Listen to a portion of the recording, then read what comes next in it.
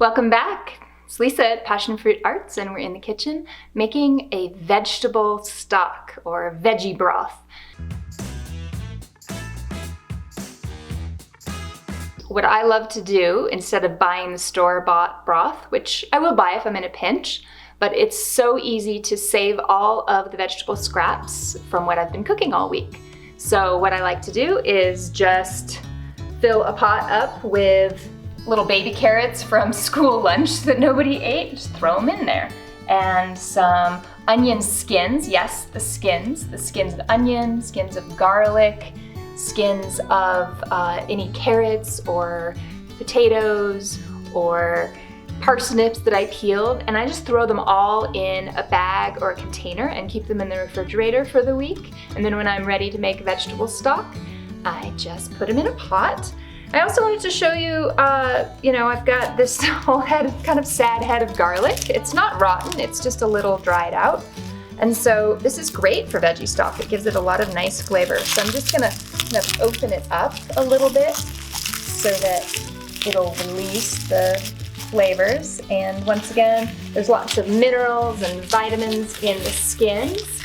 And we're making this veggie broth not just for flavoring soups and stews and sauces, but also for getting a lot of nutrition in. So it's a great way to get potassium and vitamins and minerals just from veggie scraps. Okay, so end of a celery, like maybe looks a little gross. I did rinse it. I don't need to scrub it. It's okay if there's a little minerals in there, especially if you buy organics. You just throw it in. This carrot, this is actually from my garden, and it's got a little scrubby dirt on it, but it's okay. I just wanna give it a rough chop, nothing fancy, and throw it in. Celery, it's nice to have.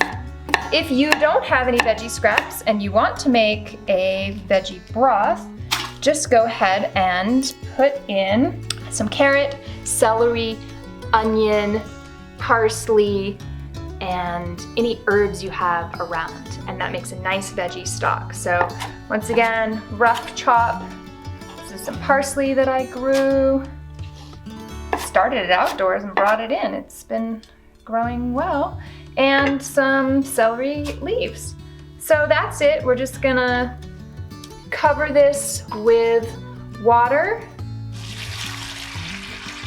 And I have this nice large stock pot, and you can really add a lot of water, totally cover it and cook it down, bring it up to a boil, and then once it reaches a boil, just turn it down to simmer and cook for 2 to 4 hours on a very low simmer.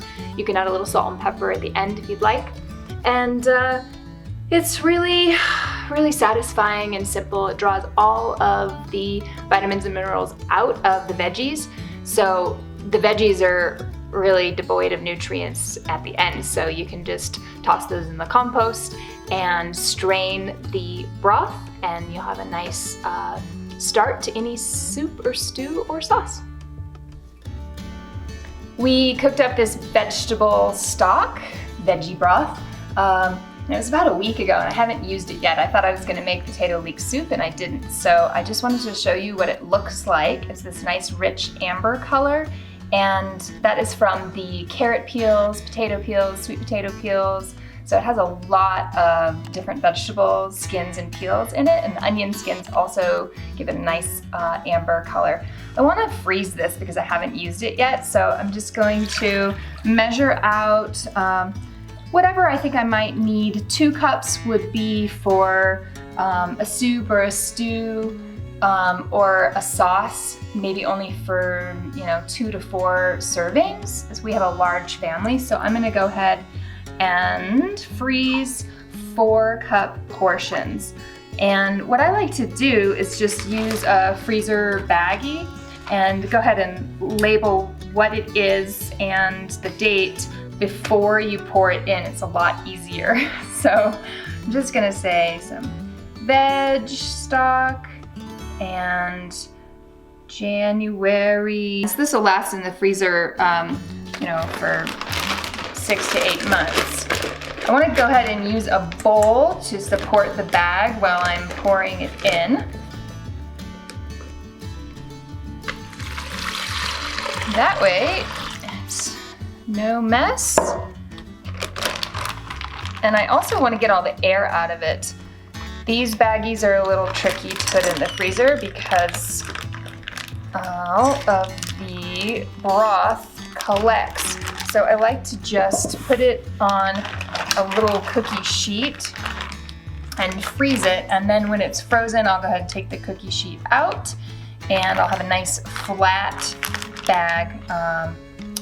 This actually looks like it has a little too much air in it, so that is easier to store. You can store it, I sometimes do it upright or flat.